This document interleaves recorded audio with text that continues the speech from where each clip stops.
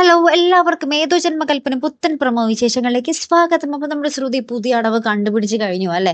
അത് പയറ്റി ഇങ്ങനെ തെളിച്ചുകൊണ്ടേ ഇരിക്കുക കേട്ടോ.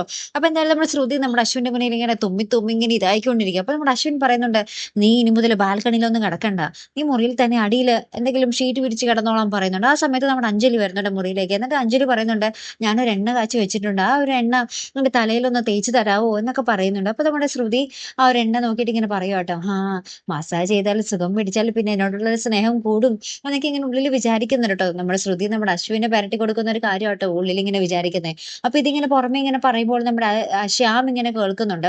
അപ്പൊ ശ്യാം പറയുന്നുണ്ട്, എനിക്കും കൂടി ഒന്ന് പുരട്ടി തരാവോ, ഞാനും ആ ഒരു സുഖം അനുഭവിച്ചോട്ടെ എന്നൊക്കെ നമ്മുടെ ശ്യാം നമ്മുടെ പുറകിൽ നിന്ന് പറയുന്നുണ്ട്.